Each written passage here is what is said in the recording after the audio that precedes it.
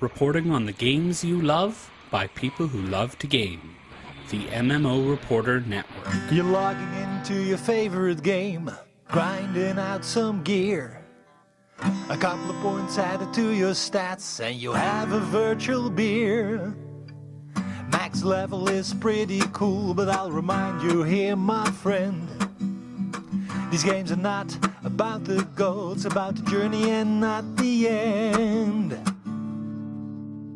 You're listening to MMO Reporter on the MMO Reporter Network, brought to you by Doghouse Systems. Choose your weapons with Doghouse Systems. Audible, find your next great read at audibletrial.com/MMO Reporter, and by GoDaddy. Put your website to work while you play.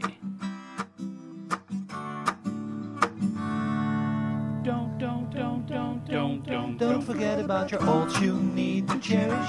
Each and every little character you've got, no matter what level they're at. Don't forget about your ults you need to cherish. Hey everyone, welcome to a special episode of MMO Reporter. I am here. I'm going to talk to the wonderful composer from Wildstar, Jeff Kurtenacker. And this is another one of those interviews where we kind of got chatting on the Skype call before we formally started the interview. And thankfully, I just hit record and we just kept on talking. It's probably one of the most interesting interviews I've ever done. Just really had a great time talking about music, talking about the game, talking about the connection between the music and the game, and really just enjoyed my time speaking with Jeff. So check it out. Here it is, our interview, and it just kind of starts in progress. What do you teach?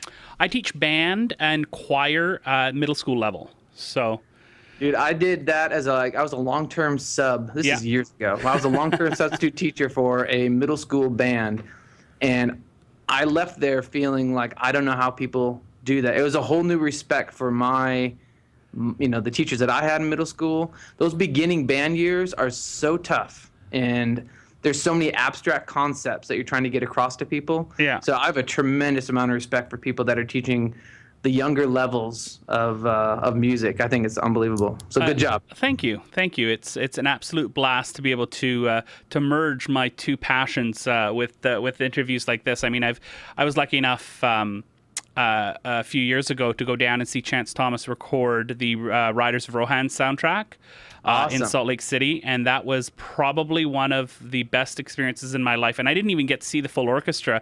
I left a band trip. My kids, I had another teacher with me, but I left them in Edmonton, took a flight down to Salt Lake City while the kids went back with the other teacher and got to see that. So I only got to see the fiddle player do his bit, but I got to talk to Chance and talking to composers. I mean, especially video games, which is such a challenging, composition is challenging overall, but something like video game composition where you have to worry about where this is going to hook into the game code and how, you can have atmospheric stuff that will be memorable yet not, sometimes things get so thematic that when they repeat, when you go back to the zone, they're annoying. Exactly. Right? So it's a huge, huge challenge, and I respect that tremendously. Yeah, it was, and this is the biggest game I've ever worked on, and so a lot of those challenges, I had done some MMOs before and a bunch of other video games, mostly like mobile or casual games, but the unique challenges in an MMO that you face as a composer were new to me on Wildstar, and I think some of that helped and hurt me. I think my being naive maybe to some of the tried and true, what you do in video game music, some of the rules work to my advantage. And then there's other things that now looking back, I'm like, I probably could have done that this way. Having seen now how things come together last month before you ship, you're like, oh, I see.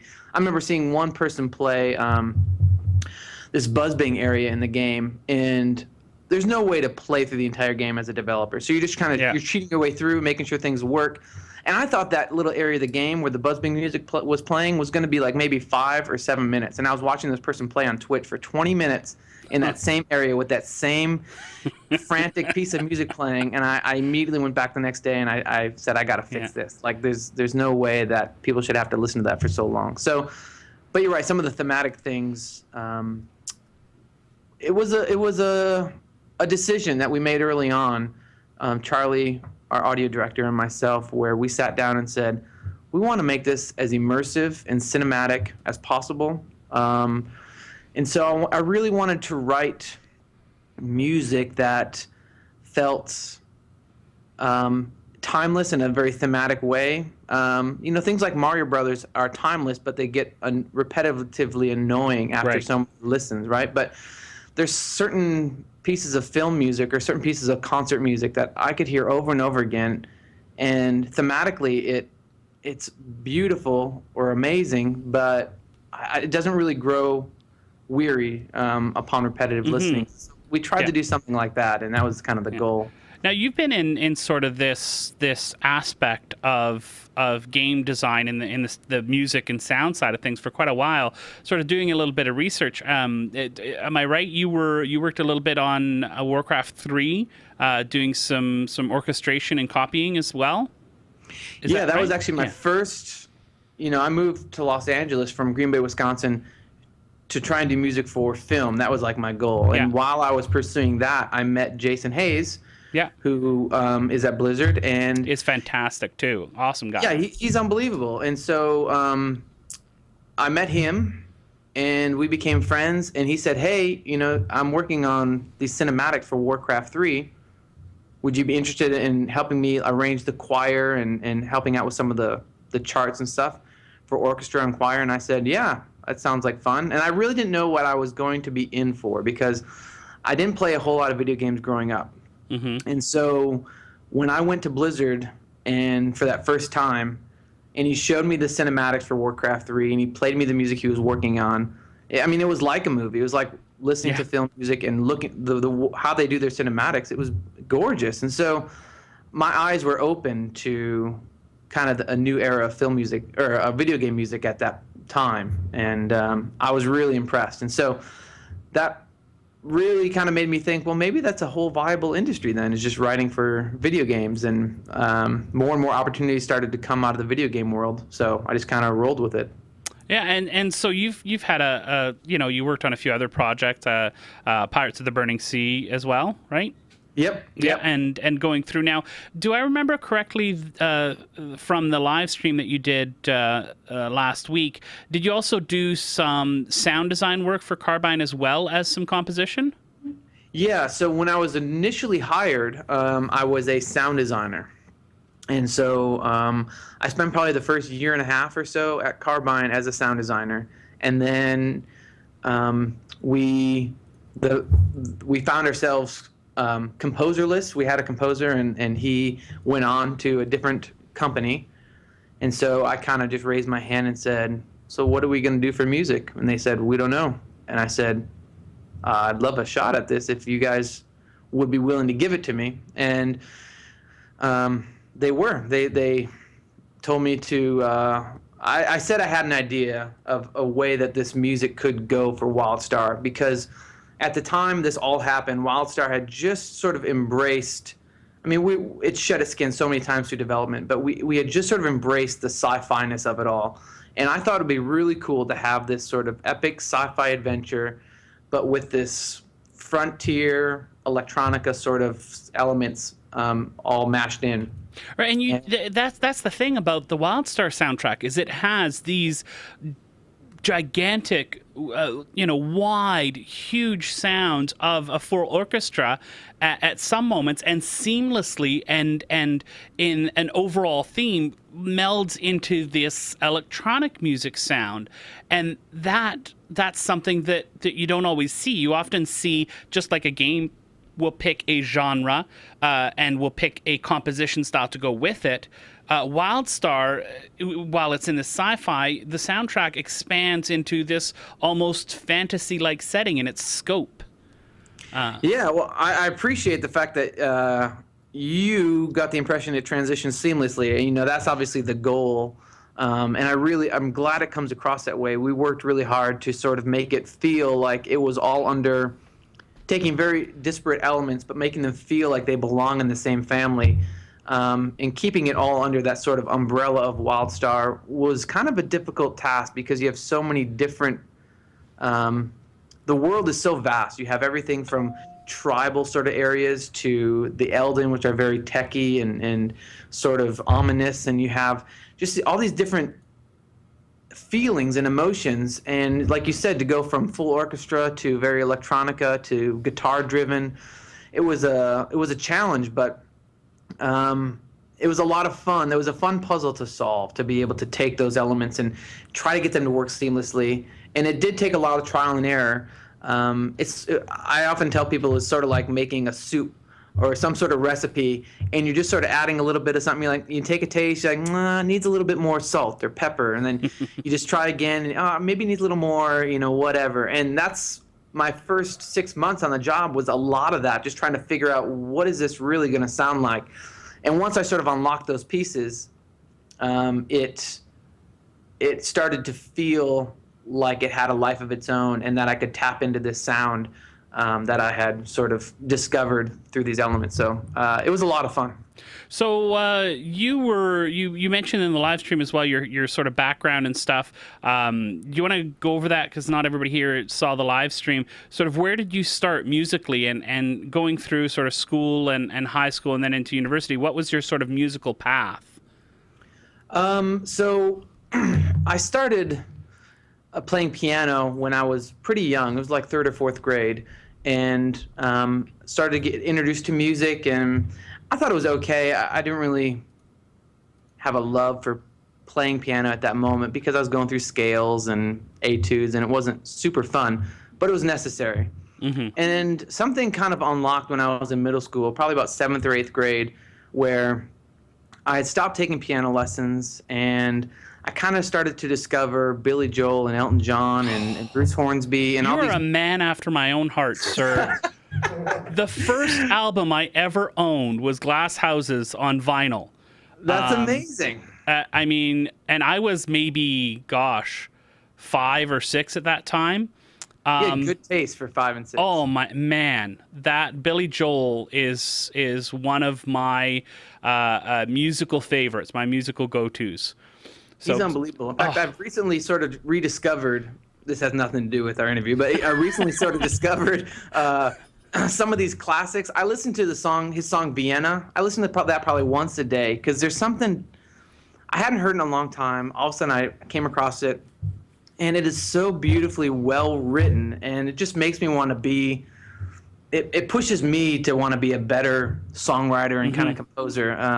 He does so many great things. And so when I discovered some of these songwriters who were doing so many great things, that my ears were like, oh, this is awesome. Then I started to dive more into the piano, and I just kind of became obsessed. And I would come home from school, and I would just play and try to emulate, Bruce Hornsby or Billy Joel, and try to like play their songs and make up my own songs that kind of sounded like their songs. And I started to fall in love with the writing process, and that's where I think I really started to feel like I wanted to write music, and was about 7th or 8th grade. And oh wow, I started to see movies. I've talked about this before with Back to the Future, where when I saw that film, that score to me was one of the greatest things I have ever heard, and it was so thematic. It was so, I can't imagine the movie apart from having those themes in it. It was.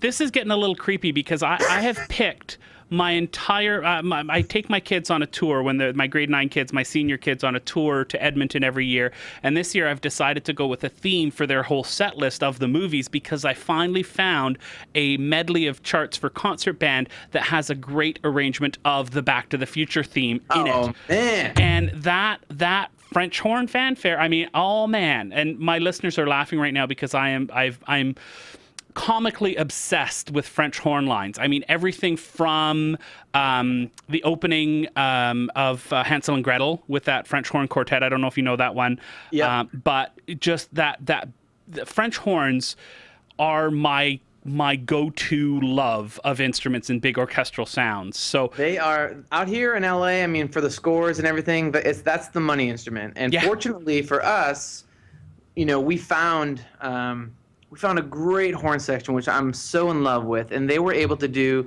when you listen to that character creation theme, Yeah. Or the opening of the Wildstar main theme, it has an opening French horn solo. Yeah. And then there's just, at the end of the character creation, there's these sweeping French horns against the trumpets, and then the low brass comes in. And the brass section with the French horns in particular, I mean, they just killed it every time. And you're right, there's something about being in the room and having these French horns at a concert just blare, and it raises the hair on your arm. So I'm with you on that, man. Yeah. We're like brothers set apart by countries. I don't even know. When I play with the symphony here, the Okanagan Symphony Orchestra, when I'm lucky enough to play with them, I play timp. My main instrument's saxophone, but I play percussion with the orchestra because who has orchestral saxophone, right? Right. But the French horns are right there, right? Oh. And they've got their little sound bouncers behind them that send the sound towards me as well. And it's just, I mean, it's heaven. The floor That's just awesome. Vibrates with their sound. Yeah, it's a beautiful, beautiful thing. Yeah. I think we could easily turn this entire interview into a discussion on the merits of French horns in I totally agree. video game music, but the funny thing, you mentioned timpani again. I don't want to derail our entire interview. This is awesome. I don't. Whatever the listeners think, that's fine. I'm happy with how we're going here. I'm good. Okay.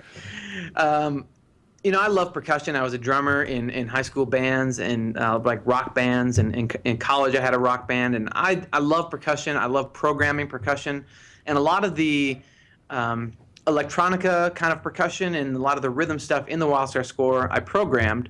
And for a long time, not a long time, but probably for the first 2 or 3 recording sessions that we didn't use live percussion. Part of it was because money reasons. We didn't want to blow all the budget. We wanted to make sure that we were within the money we had. But we used kind of fake sample timpani and sample snare drums and cymbals and everything, and it sounded okay.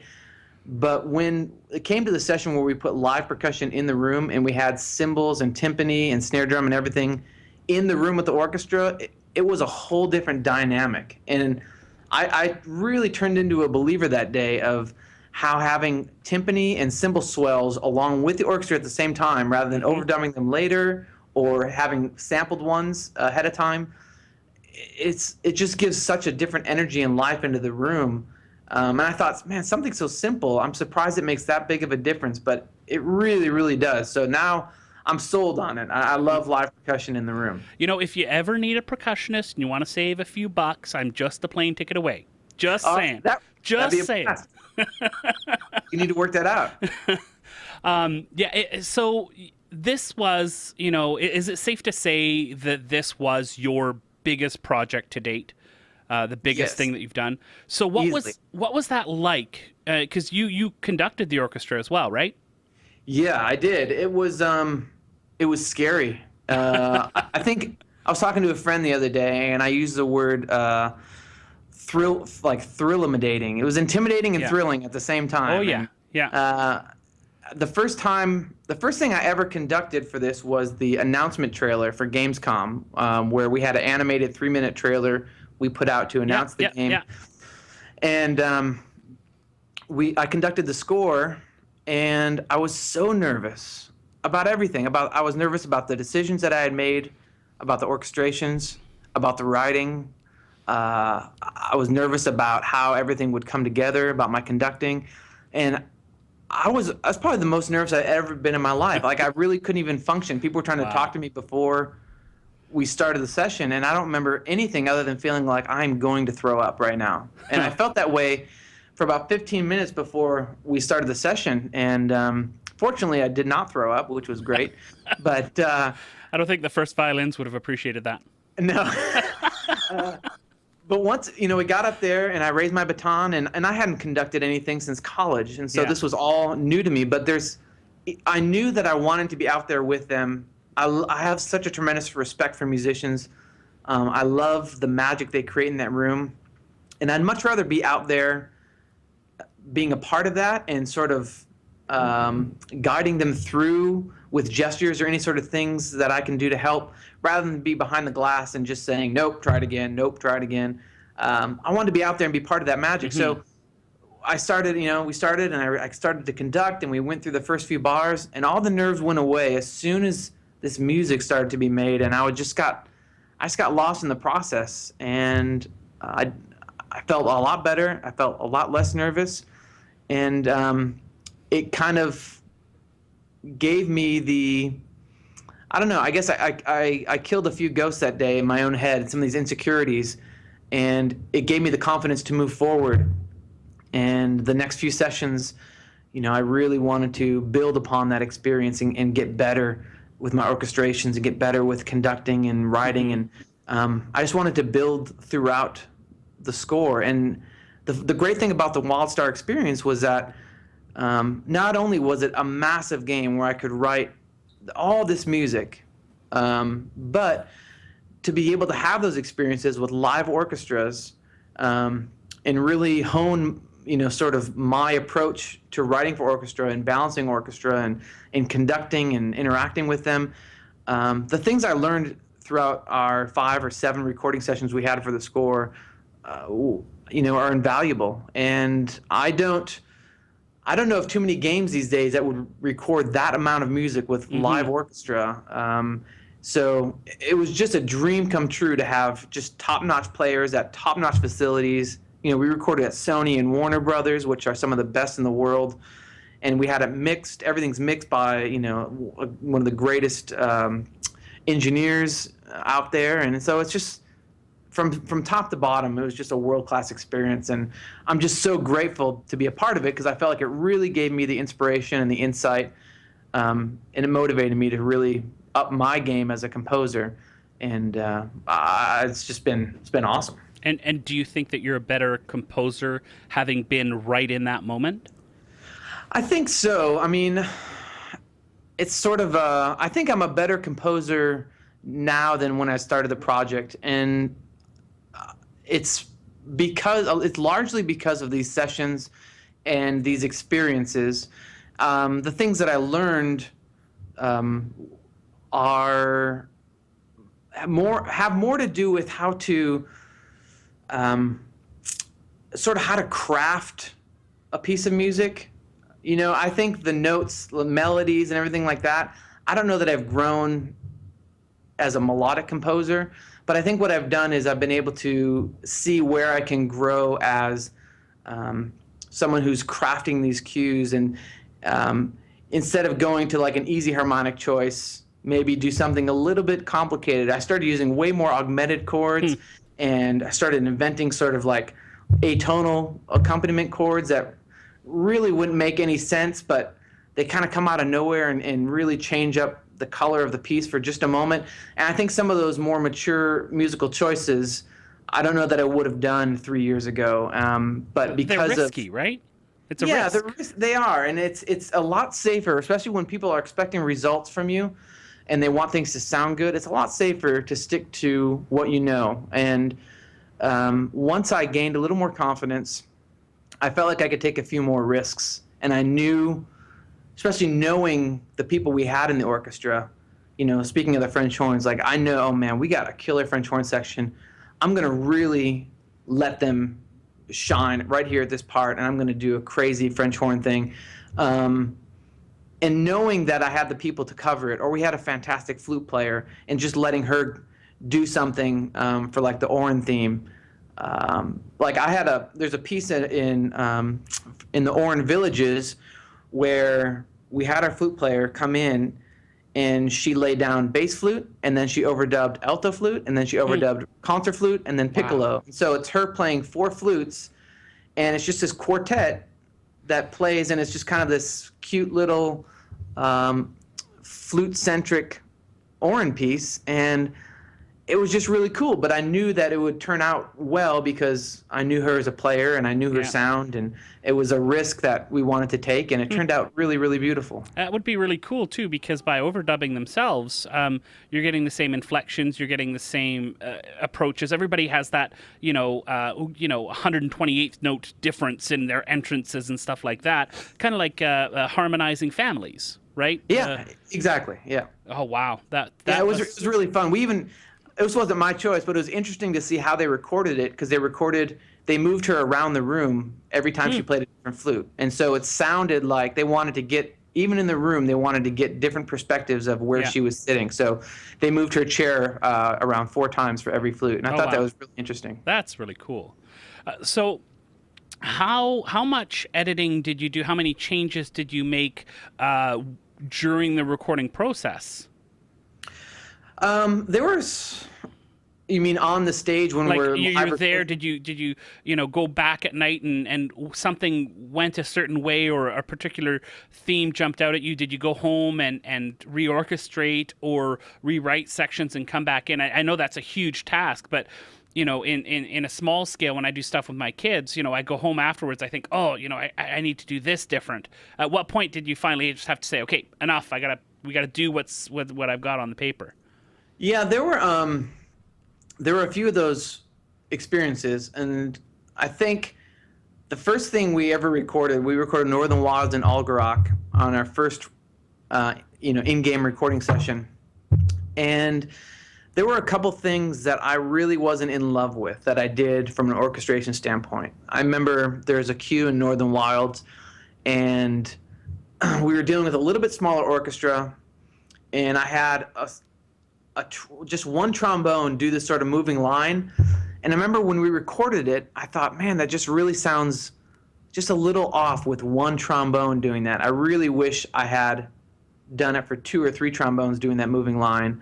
Either, at least either more than one or nobody. But just having one person play it really sounded kind of weird to me. So I wasn't really in love with my choice, but I didn't, talk about the learning process. At that time, I really didn't have the fortitude to stand up and go, you know what, I don't like this, let's change it. I just went with it thinking I'll like it later. Somehow I'll fall in love with it as time goes on. But it really bothered me to the point where at the last recording session we did, we had time left over, and I went back and I passed out the parts to that piece again, and we took another take with a better orchestration on it. So I couldn't do it right the next day because it was a 1-day recording session, but it was something that always bothered me, and then I knew if we had time, I always had it in my back pocket to try and get a different take of it, and finally we did. And the last recording session we did was in December, and we did 4 days, and we knocked out so much music. It was just a marathon, but it was so much fun. I actually lost my voice. Oh, wow. Just from kind of the excitement, but I'm constantly talking. And but there was the Mordesh theme. It gets into this part towards the end where it starts to speed up, and there's this kind of tick-tock effect, and time is almost like their time is running out. And the cue turns from this beautiful theme, because they were once these beautiful creatures, and now they're sort of falling apart. And so the music starts to do that, where their theme starts lush and beautiful, and then the second half, it starts to speed up with this tick-tock effect, and the dissonance creeps in, and the chords start to fall apart. And I wanted to sort of depict that. Well, it got really dissonant, and almost too dissonant. And it's not an argument, but there was sort of a disagreement about how far we should push this dissonance. And so we tried a bunch of different things. Right there on the stage, I said, okay, let's French horns, take out these notes and put these notes in. And we tried different chords and different combinations, and we got a couple different takes. Then came back the next day, we all slept on it, and we listened to what we'd done the day before. We came back the next day, we tried some different things, and finally we got something we were all pretty excited about. But it did take some trial and error, and I think the biggest thing we were concerned about was the person having to listen to that dissonance every 5 or 6 minutes when that cue comes around.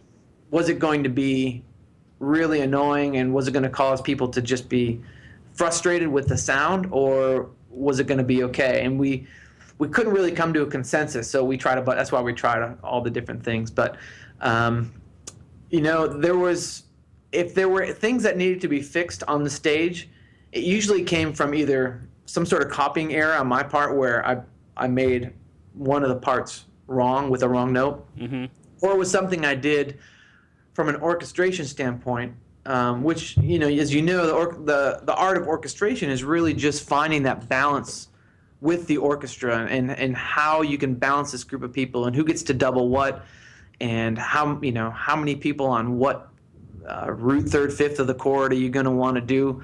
And sometimes we'd play something and a line would just really pop out, or the trumpets were like, oh, okay, that's way too high. Can we try it down an octave, or maybe with less people or something? And so we try some of those fixes to try and get the right balance. But a lot of the magic from a mix standpoint happens during that end process where the orchestra gets kind of chopped up and edited and put on a grid to match the electronica stuff that we have in there already. And so there's a whole editing process with the orchestra, and it's a whole mix process, and that smooths out a lot of my concerns. So I've got to the point where it might not sound exactly like what I'm hoping for on the stage, but I know what other layers are in the queue that I've programmed with the synthesizers, and so I know that we have something that is going to work out. I just haven't heard it all mixed in yet, but once I do, I'm confident it's going to work. So, yeah, it's a fascinating process, and I'm sure you know because you've been to a few of those sessions. It's really interesting when you get these musicians to pour themselves into your music, and that's where I feel like the magic really happens. And when you get someone who's at such a level and they're passionate about bringing these notes to life, it's unbelievable. Now, you were talking about all the different layers and everything that you are adding to what you get in the studio. That must be a tremendous challenge because orchestras are fluid. Their sense of time is fluid. Their where the beat is fluid. Trying to follow an orchestral conductor on stage, unless you know what their conducting is like, can be a huge challenge. Yes. Now, how did you take that flexibility and then bring in this more rigid electronic sound? Did you play with the click track? Did you change stuff in the mixing booth? I mean, how is that process handled? Yeah, so everything that has what they call prelays, pre-layered material on the cue has a click track, and so everyone in the orchestra has headphones or earbuds where they're hearing the click track, and then they're hearing some of the pre-production, some of the pre-layers that I have in there. So they're playing to a click, and that's what's great about recording in LA is that these players do this every day for film and television. It's a little bit of a different animal than playing, Beethoven, symphony at a concert where they're following a conductor and it is very fluid. So they can turn that on and off, because we did do a couple cues where there was no click, it was just pure orchestra, and we just kind of let it flow and it ebbed and flowed, and it was a beautiful thing. But most of the stuff was to a click, and then even with the click, there's some time fluctuations, and that's why there's the editing process after we record, which is really important to sort of lock everything down. They did a great job. I was about 2 weeks away from playing with Video Games Live in northern BC when they came. I unfortunately got sick, but that was something that the orchestra was worried about. Because they hadn't played with a click before, and Video Games Live is so timed. It is not a concert, it is a show. Yeah. Right? And it's timed to video, it's timed to all sorts of things, so you got to have a click. And usually it's when from what I remember, when Video Games Live travel, it's the conductor that has the click and everybody has to follow, and that was a huge challenge for that orchestra. But yeah, it is nice that everyone in the room, at our sessions, had the click. So you're not one step removed from the click. You're not looking at someone who's listening to the click. You have it right in your ears, and so it kind of renders a little bit of my responsibilities as a conductor useless. They don't really need me to tell them where the downbeat is, because they're watching the music and they have the click in their head. So. Right, but at that point, isn't conducting more about showing the style and all that sort of stuff? Yeah. Yeah, so I'm there to really just to kind of help them express some of these phrases and lines with gestures rather than show them right where the downbeat is and keep them in time. I think on a concert, the conductor's really responsible for keeping the group together and expressing what needs to be expressed. And so it was a little bit more freeing to know that, I could maybe mess up a little bit as a conductor with my beat pattern, and no one's going to fall apart. They're all going to know exactly what's going on. But, I could also focus more on trying to gesture to them and really try to get the most out of those phrases. Now, you took on pretty much all of the jobs with the composition. You composed, you orchestrated, and for those people who don't know what orchestration is, please jump in here, Jeff, if I say anything that was different than your experience. But for those listeners who don't know what orchestration is, basically when you compose the melody and the harmonies, but not necessarily which instrument will be doing what. And orchestration is assigning those different melody and harmony lines to the different instruments in the orchestra, right?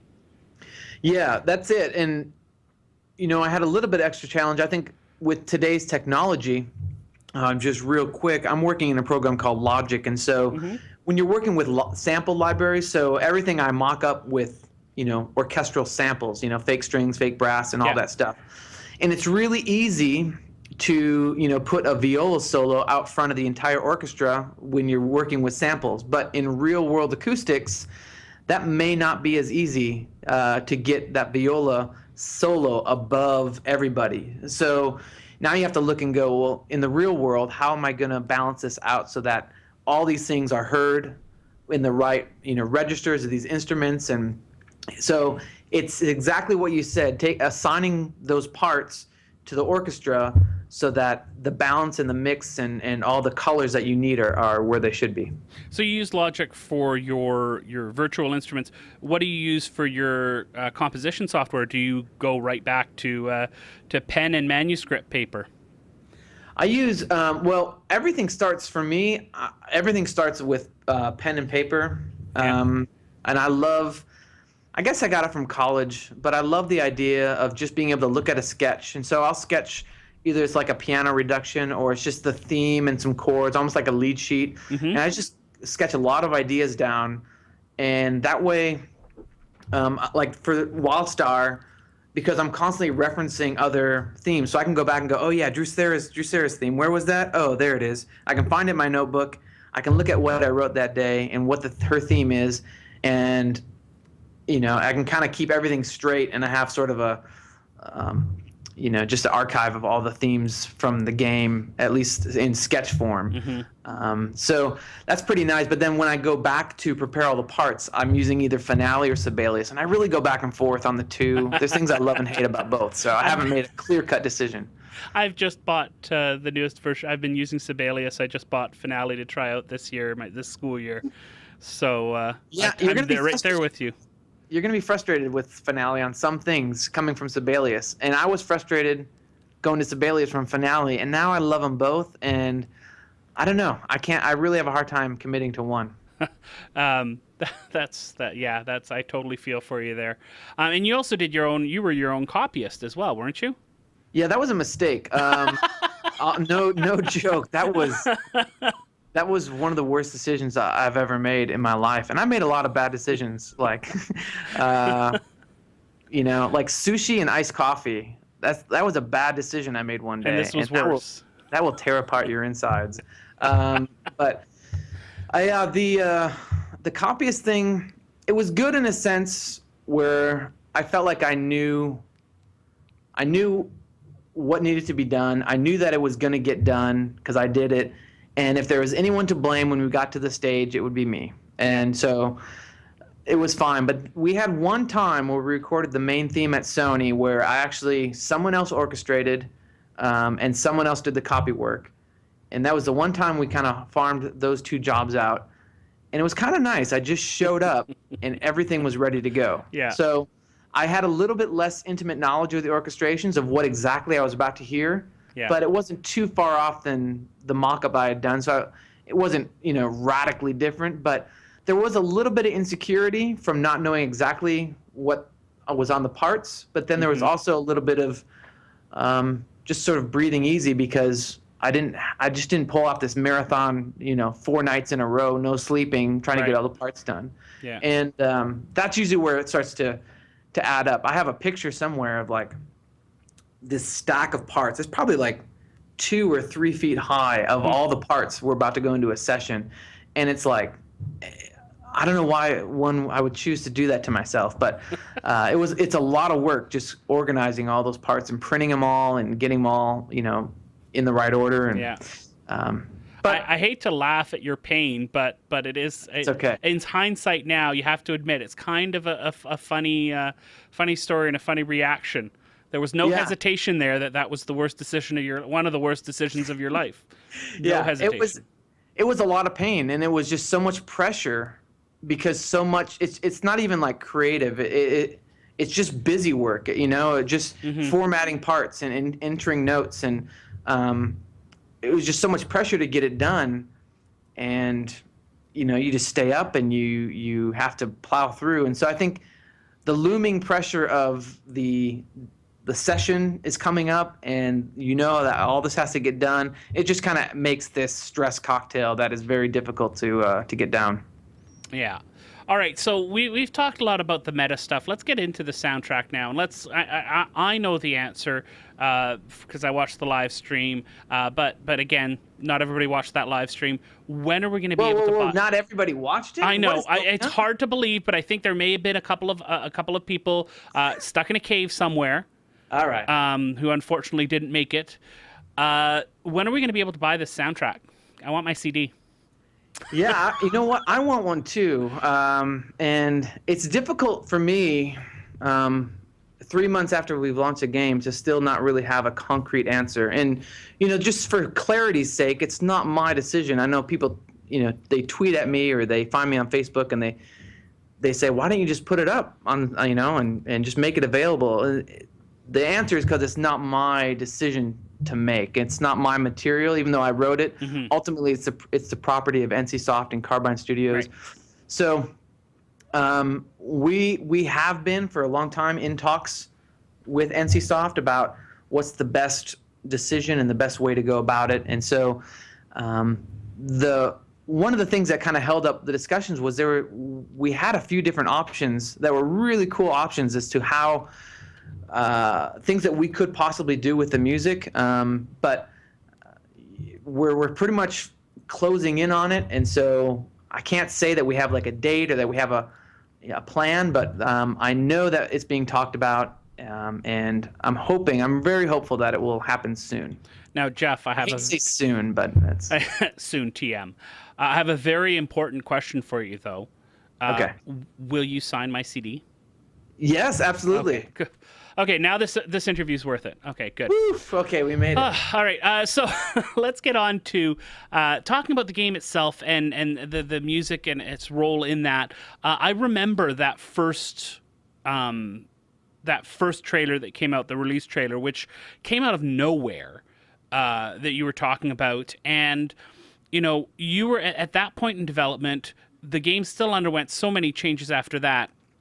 Yes. Had you by that point already sort of structured your thematic overlay, so to speak, for what the game was going to sound like? Or was what you created for that trailer the starting point and you branched out from there? Yeah, I still learned. There's more to learn, I guess, and more to discover after that trailer. So I didn't have it all figured out by then, that's for sure. The interesting thing is, and I don't know, I'm not entirely sure what I can and can't say, but the interesting thing is when I was working on Algarok and Northern Wilds, which was the first, right when that announcement trailer happened, I just got the job as composer, and I was doing the announcement trailer. I was working on Northern Wilds, working on Algarok, those beginning zones.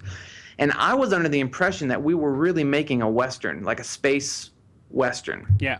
And so while that works great for Algarok, I was trying to put that everywhere. And so then they came and they said, hey, we're not making a Western, so don't go put that in every zone. And I was kind of sad because I love that sound so much with the acoustic guitars and kind of that Firefly vibe. So I had to pull back and sort of reorganize. But the funny thing is we had let some of that music out from Algarok, and we there was some of that Western stuff in the announcement trailer music. And so when other zones started to kind of get publicly released as far as the music or the zones, some gameplay, and people would hear this orchestra come in or this electronica, they're like, whoa, whoa, whoa, where's the guitars? Because I think that I had set them up to think that it was going to be this, space Western, which it wasn't. So after Ulgrok and Northern Wilds, I had to kind of get my bearings as far as what did I really want to accomplish. How did I want to use the orchestra? How did I want to use the guitars? And when do I use the guitars? And so the acoustic guitar really became more of an Exile sound than it was. You're not going to hear that on the Dominion side of things. You hear some electric guitars and some kind of grittiness with the Dominion, but that acoustic guitar, instead of really being a flavor of Wildstar, it really became more of a flavor of the Exiles. And that sort of happened, as the zones trickled on. And I found that the orchestra and the marching stuff worked really well for the Dominion with those big brass, kind of blaring brass moments. And I just started to develop, and it, like you said, the game changes a little bit after we announced, and it sort of even shed its skin a little bit more, and different importance, was placed on different world groups. And so then it became just sort of, I needed to solidify that sound, and what I wanted to do was take those three components, the frontier sound of guitars, whether it was electric or acoustic, or we used cigar box guitars and banjos, and we used all kinds of different guitars. But that for me was like the pioneering frontier spirit of the game, of the Exiles, and kind of Wildstar in general. But use the guitars and use the synthesizers and a lot of that kind of electronica type sound and the orchestra. And that was sort of my recipe. And now, depending on where I was in the game, I altered how much of each, You go to Celestian and you don't really hear too many acoustic guitars. It's much more fantasy oriented, and the forest there sounds like almost like a Disney magical forest, and it's very different than, say, Levian Bay, which is this huge fanfare of adventure, almost like Indiana Jones. And so I had to sort of adapt the recipe based on what zone I was in, but I wanted to try and keep some of those elements at all times, just to keep it sounding like Wildstar. And now you mentioned marches for the Dominion and stuff like that, and all these different styles that you drew from. Any sonic Easter eggs hidden within the music that you tried to drop in there to show, some nods to certain composers that you liked, or songs or styles?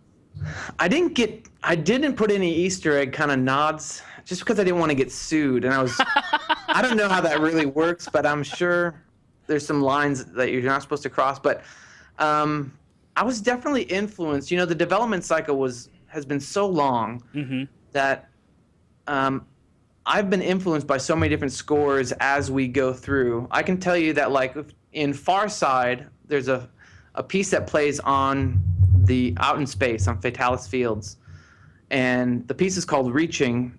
And that piece, it's very just, you're in space, it's slow motion, and the piece is very sort of slow-moving chords and very textural, and I think it's really a beautiful piece. But I was heavily inspired by the Oblivion soundtrack, and I just thought that was such a great sci-fi sound with these synths and these chord changes they had. And so that was a little bit of a nod to Oblivion, even though I didn't really use any of their thematic material. But that was heavily inspired by that. And then there have been, a couple other scores. I remember when I saw Pacific Rim, I was really moved by that score for whatever reason. I thought it was great. And so the next few pieces I worked on after seeing Pacific Rim, I was like, I like that, how they made that sound. And so you try to adapt and take things that you appreciate in things that you hear. And my goal is, when I hear something I like, I try to remember what what I'm feeling and how that feels. And I just try to recreate that feeling. I'm not trying to recreate the notes or the chord changes or try to steal anything. I just want that feeling back. So the way I felt when I saw those Jaegers, you know, in Pacific Rim, and they get dropped in the ocean and they're just going at it, the music that happened there gave me a certain feeling of like, you know, just this rise up. I wanted to jump up and cheer, you know, out of my seat. Yeah. And so how do I want that feeling back. And so when I started working on different pieces for the game, I wanted to make them as exciting as how I felt when I saw that movie. So that's kind of my goal, is to try and hit on more emotional benchmarks for myself. And I don't always know if that will translate to other people, but for me, that's kind of my guideline. It's a really interesting to hear you talk about all these different movies, and games are getting so much more cinematic, especially MMOs, as we move forward. And you talked about your original goal to go into movie soundtracks and to work that way. Do you feel that in the future that video game soundtracks will start to get similar recognition to movie soundtracks? I mean, there's already some stuff like that with, you know, some of the stuff that's come out of Blizzard, with Jason Hayes and stuff like that. Do you feel that we're moving in that direction? I think so. I mean, I think a big kind of boost in that direction was when Austin Wintory, you know, his soundtrack for Journey was nominated for a Grammy, and it was up against all these film scores. And I think that was kind of a big moment for a lot of video game composers, where it added a certain amount of legitimacy to the genre. And I think it sort of proves to the world that it can compete on the scale and the emotional depth or content that film scores provide. And, you know, what Blizzard does, you know, it sounds great, and it's probably on film score level. I think what we did sounds great, and I think what you know, you look at like what BioShock Infinite did, it sounds great. All these games, they have The Last of Us sounds great. You could probably take clips from video games and probably temp an entire movie score, like, you know, and throw it in alongside a movie, and it would probably work out really well. So I do think the genre is moving forward, and so the thing that worries me, but the thing that it needs to be the right decision for the project, right? So there are some games, because of the video game culture, I think there's a need and a necessity for the cute, lovable sort of, you know, retro-sounding video game soundtracks. I think there's a lot of games that rely on nostalgia and rely on a certain graphic style where you don't want real cinematic-sounding things. And so I think it's important that we recognize that not every video game score needs to be, you know, sound like Hans Zimmer. But with the way, like you said, with how they're making some of these games nowadays, they are so immersive and so cinematic that I think what we can do as composers to come alongside that and just enrich that experience for that player, so they feel, they may not even recognize it, but if they have their music on and their sound effects on, if that audio can help them, just put them in that world and help them feel like they're not at home on the couch, but they are in, you know, whatever the game world is that they're playing. They may not know it, but that's a huge difference than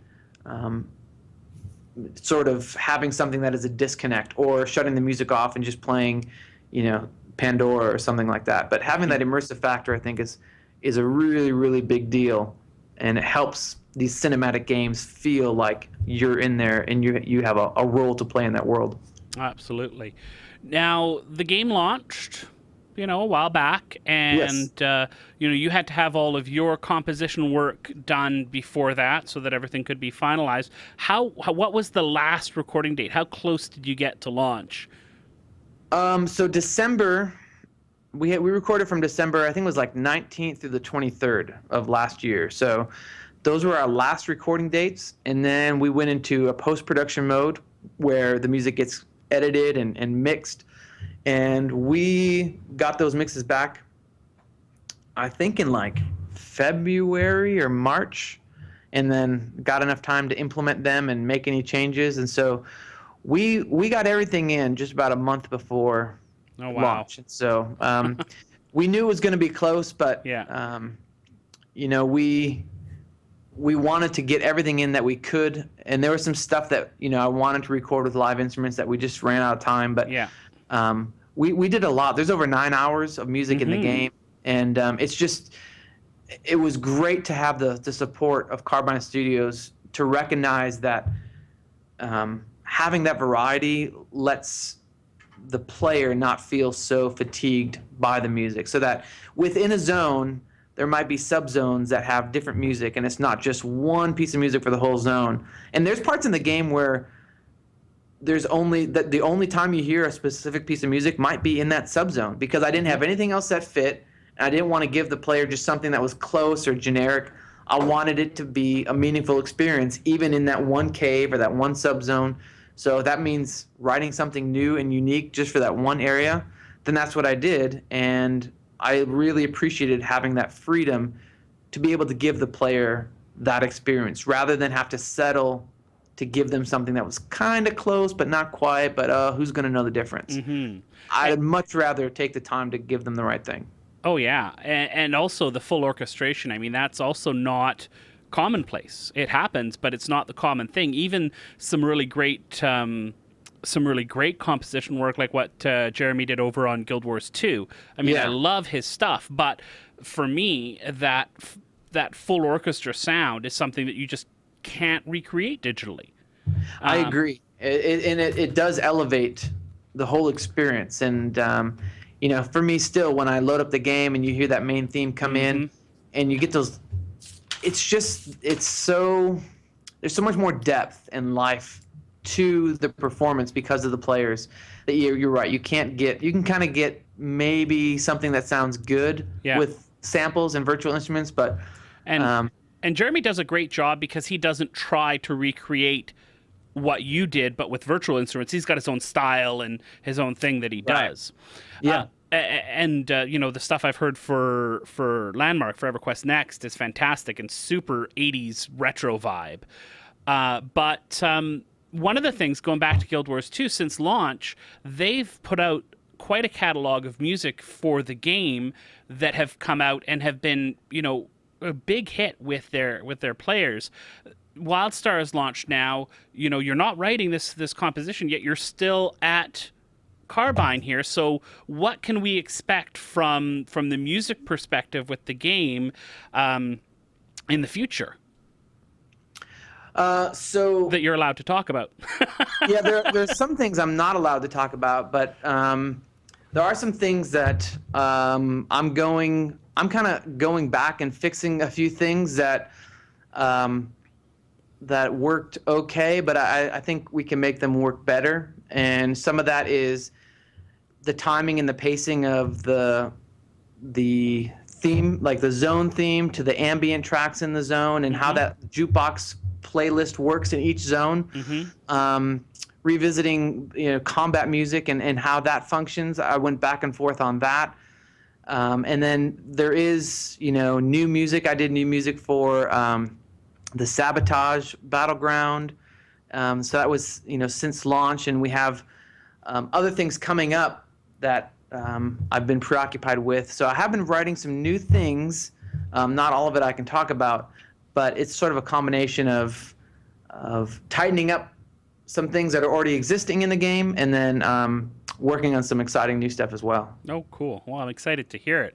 Now, you mentioned right off the top that, you know, you weren't a huge video gamer growing up. What's your experience been like playing Wildstar? Well, Wildstar is the first MMO I've ever played, really. I mean, I like I said, I worked on World of Warcraft and Pirates of the Burning Sea, and but I actually never even fired those things up to play them. So it's shocking, but I've never played World of Warcraft or you know, any of these MMOs. Yeah. So I'm still really lost on a lot of the like PvP stuff, like interrupt armor and amps and all that stuff. Like, I need someone to probably sit down with me and show me how that all works.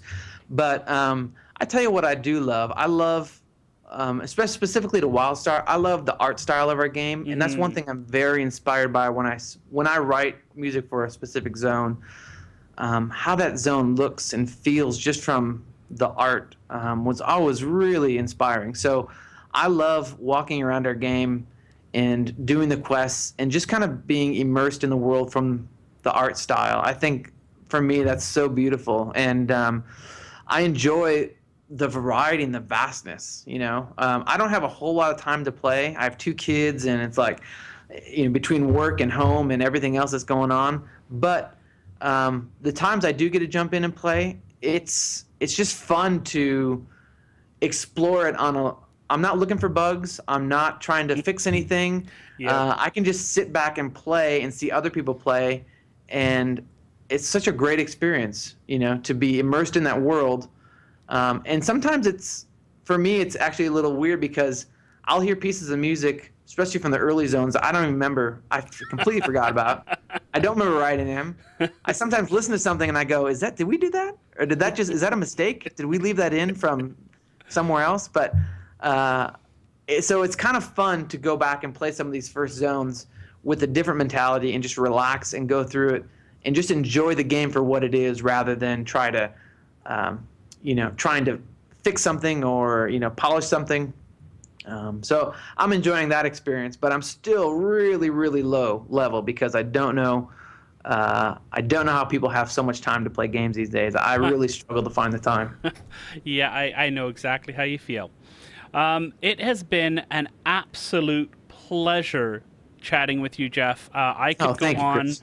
For many more hours. Let's do it. I'm ready to go. I'll just a couple bathroom breaks and we are set. I think you'll probably get the hook from our wonderful people that have things to do today. So thanks so much for chatting with me. I really appreciate it. I really appreciate you asking questions and being so enthused and engaged with the music. It really means a lot to me. One of my goals when making Wildstar, the score, was as long as people didn't hate it, I would be happy. And the fact that it's been so well received and people are very supportive of the music, and when people say, I leave it on, it's the only game I've left the music on for, that just means so much to me. So it's always a pleasure to talk about music with people who appreciate music and the work that went into it. So I really do appreciate it, Chris. Thank you. All right. Thanks for watching the video, everybody. Don't forget to check out all the other podcasts at MMOreporter.com or by clicking on any of the links here. And please check out our Patreon campaign at patreon.com/MMOreporter. Thanks, everyone, and see you in game.